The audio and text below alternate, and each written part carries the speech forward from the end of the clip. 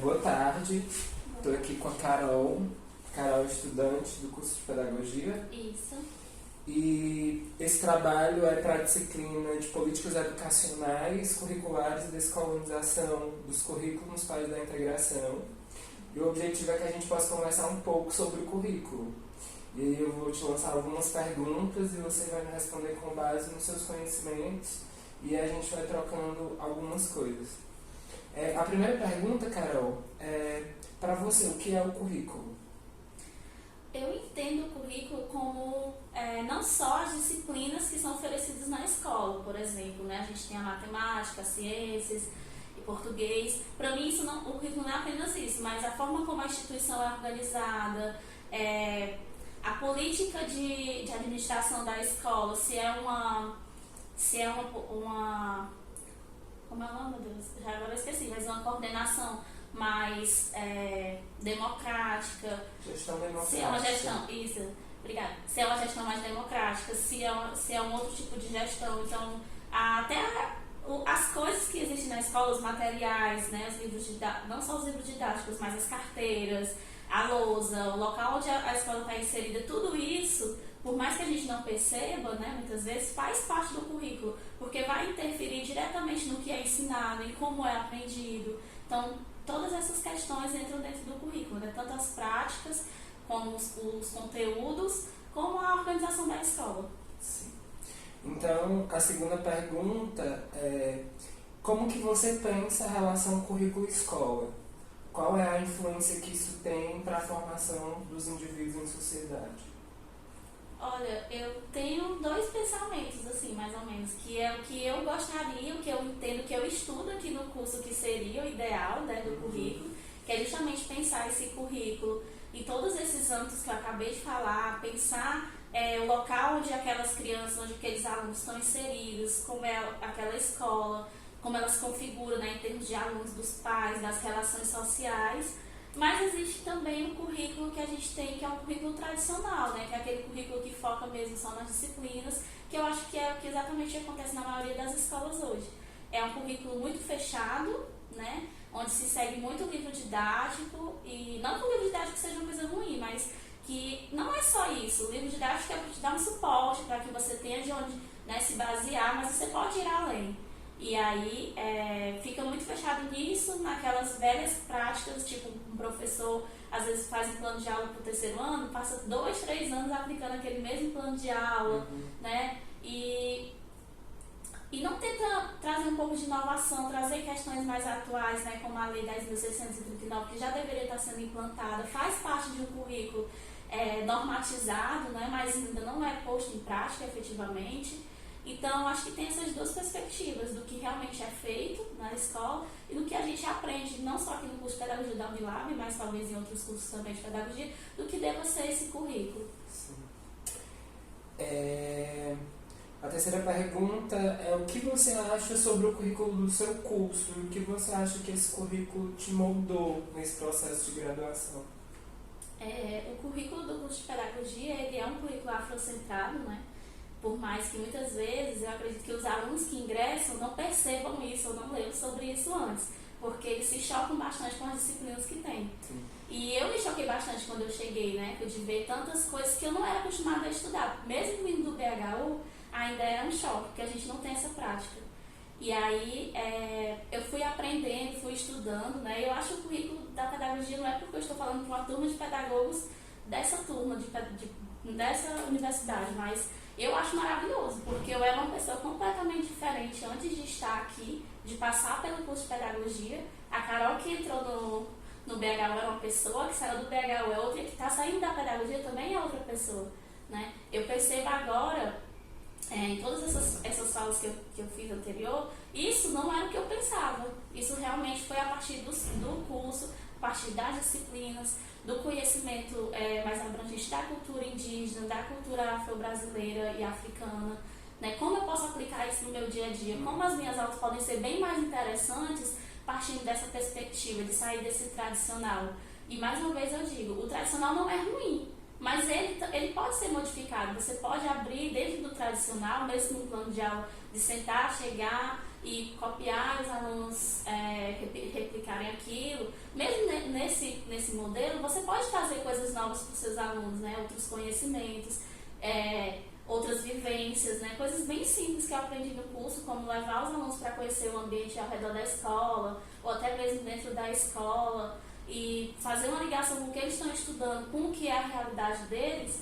Tudo isso já a gente pensa que é uma coisinha pequena, mas na verdade isso é muito grande quando você faz isso em conjunto, quando você planta uma sementinha, né, que é o chave da sementinha, planta uma sementinha para colher depois. Então eu acredito que seria interessante se outros cursos tivessem essa perspectiva, né, e assim, acho que um pouco dos alunos da pedagogia também começarem a perceber a importância desse currículo, né, diferenciado das outras universidades. E só para finalizar, na perspectiva que a gente tem abordado na disciplina de descolonização dos currículos, o que você entende sobre esse termo, descolonização dos currículos, a partir de uma perspectiva de pensar como que esse currículo poderia ser abordado de uma outra maneira que não a ocidental, a tradicional, como a gente conhece? Uma coisa que o professor, inclusive o professor Ness sempre falava pra gente, é que pra gente poder criticar uma coisa, primeiro você precisa conhecer. Sim. Então, primeiro eu tenho que conhecer o que é esse currículo tradicional que eu estou falando, esse currículo que eu estou falando que muitas vezes não é bom. Eu tenho que conhecer primeiro ele, me apossar dele, para que dentro dele eu possa começar a fazer minhas práticas. Porque muitas vezes a gente, como profissional, vai chegar numa escola que você não vai ter liberdade para fazer isso que eu estou falando, de aceitar um novo currículo e trazer e tal, papapá. Mas, dentro, como eu falei, né, dentro desse currículo tradicional, você pode começar a inserir pequenas coisas. É um jogo ali na matemática, aproveitando um pouquinho desta matemática. É um passeio fora da escola, dentro da escola. É trabalhando a questão, como é que eu posso dizer? As questões de gênero, de uma forma que, por exemplo, eu lembro que nessa mesma disciplina eu fiz, uma colega disse que ela levou profissões, né, que as pessoas têm. E aí ela já não fez aquela perspectiva, isso é de menina, isso é de menino, né? Então as alunas, em vez de ela levar o Neymar, ela levou a foto da Marta. E aí ela começou a trabalhar, ela não estava fazendo nada diferente, estava trabalhando em profissões, mas ao mesmo tempo ela estava mostrando uma mulher que estava numa profissão que era no campo majoritariamente masculino. Então assim, a gente tem que começar a pensar as pequenas práticas mesmo, sabe? Porque a gente sai do curso, o curso tem essa visão grande, vou fazer várias coisas, vou trazer uma roda de capoeira para dentro da minha sala de aula e tal, vou trazer um torém, mas aí você pode começar com um pouquinho, para que as pessoas ao seu redor comecem a se adaptar também, comecem a ver essas duas práticas e não começar a julgar, porque a gente sabe que existe, né, um julgamento ainda. E aí você pode começar, eu acredito que assim, né, começar a partir desse currículo tradicional, já que é para descolonizar, você tem que começar onde ainda é colonizado. E vai descolonizando aos poucos, inserindo essas práticas aos poucos.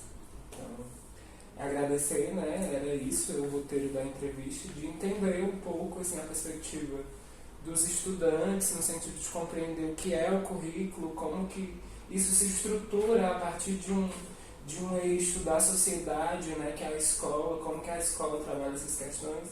E aí também faltando um pouco aqui para a nossa realidade que é o ensino superior e como que isso contribui na nossa formação, tendo em vista que a maioria das profissões da área da licenciatura vão atuar nas escolas, né? Então como que a gente pode estar promovendo essas questões e mudando de alguma forma nessa perspectiva de entender o tradicional para descolonizar a partir de outras perspectivas, mostrar que outros currículos também são possíveis, né? Então é isso, só agradecer e a gente encerra por aqui. Boa tarde, agora eu estou aqui com o Rodrigo Paulino é do curso de agronomia da Unilab, e eu vou repetir as mesmas perguntas que foram feitas para a Carol, e a ideia é que a gente tenha esse diálogo interdisciplinar entre alguns cursos da Unilab, nessa perspectiva de entender o que é o currículo. E a primeira pergunta é, Rodrigo, para você, o que é o currículo? Bom, para mim o currículo ele é um apanhado, é meio que um histórico de tudo aquilo que você estudou, tecnicamente falando, né, assim, no quesito profissional.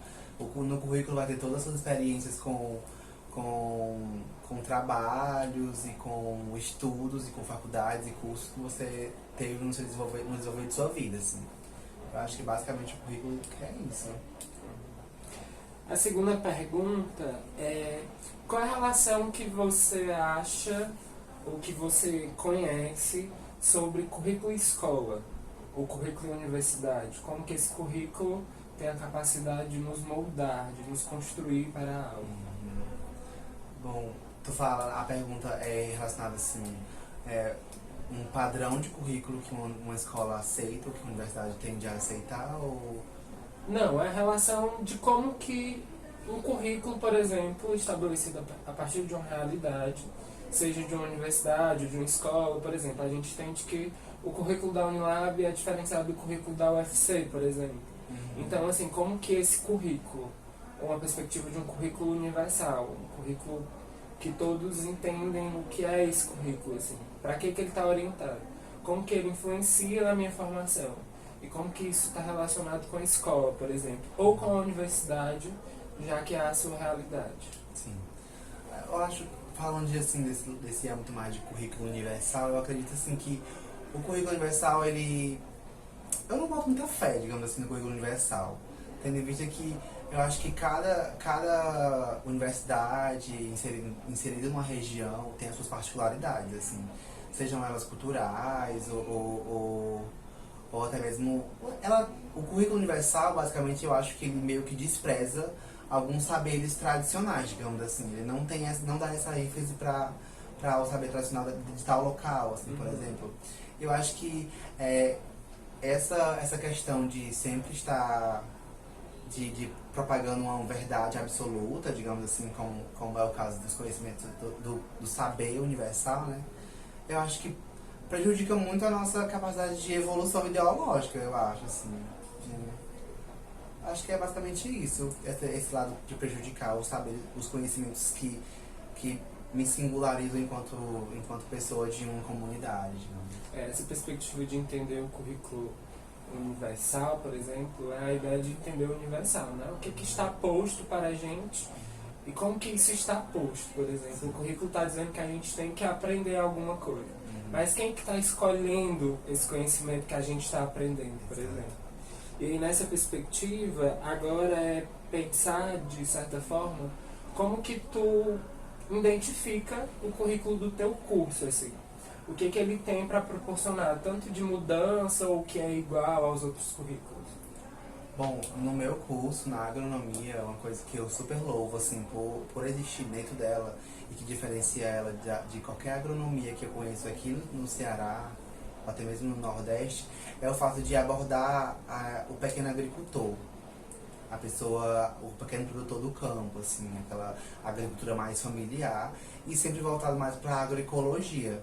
Assim, o conhecimento, digamos que é imposto para as universidades normalmente de agronomia é o conhecimento de que usar agrotóxicos tem até a dosagem de agrotóxicos para você usar, independente de qual região você esteja, sempre vai ser aquela mesma dosagem. Já na agroecologia, que é a agronomia que é o que a agronomia da Unidade prega, assim, tem essa vantagem, né, de mostrar estratégias, de deixar as pessoas conversarem entre si, o formando, o agrônomo e o produtor do campo, assim, não é um conhecimento que é imposto, você tem que fazer desse jeito. Tem essa troca de saberes e eu acho que o que mais singulariza a agronomia da Unilab é isso. E o que eu mais gosto nela é essa questão de eu ter a autonomia de criar e recriar as coisas de determinado lugar, independente de o que foi colocado ou não. Então, nessa perspectiva, assim, você já aborda um pouco do ponto que a gente vai tratar agora, que seria a descolonização dos currículos. O que você entende por descolonização? E se você considera, já que você colocou isso, que a agroecologia dentro do curso de agronomia poderia ser uma descolonização desse currículo, visto que os currículos das outras universidades eles são iguais, assim, do ponto de vista teórico-metodológico? Assim, o que eu entendo assim, por descolonização do currículo é meio que retirar o conhecimento que as pessoas escolhem pra gente absorver, né? Como tu mesmo colocou, tem quem é que está escolhendo o que a gente vai aprender na nossa faculdade, né? Eu acho que meio que romper com essa barreira de deixar as pessoas escolherem o que a gente vai ou não aprender é um processo de descolonização já. E a agroecologia tem sim uma função importantíssima nesse processo também, justamente pelo fato de não restringir o ser acadêmico à universidade, mas de proporcionar ele sair para o externo e conversar com as pessoas que não são do meio acadêmico. Essa troca de saberes, com certeza, já é uma grande ajuda para esse processo de descolonização. Então, acho que é isso, assim, a ideia de pensar o currículo no âmbito geral, mas também focando um pouco nas profissões relacionadas ao Unilab.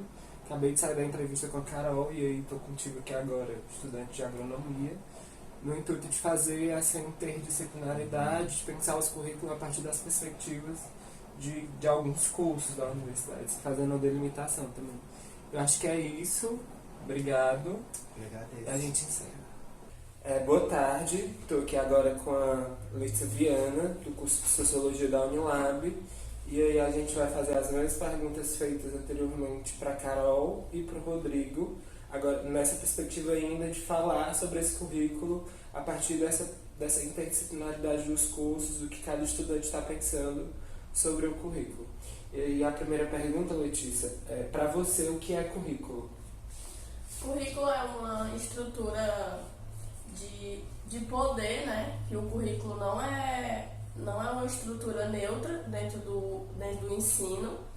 É uma base teórica que a gente tem que ter com vários textos, né? E várias ações pedagógicas e dentro do ensino para a gente ter uma ideia de formação, né? Para ter esse ensino e aprendizado dentro do curso ou dentro da instituição de ensino, né? O currículo para mim é isso. A segunda pergunta, dando continuidade a essa relação do currículo, assim, como que você percebe essa relação currículo-escola? E como que essa relação tá para nos moldar, assim? Como que o currículo, você percebe que interfere no social, ou se é o social e o cultural que interfere no currículo? Como que você vê essa percepção currículo-escola? Eu acho que na construção do currículo, como eu já disse, né, que é uma estrutura de poder, ele vai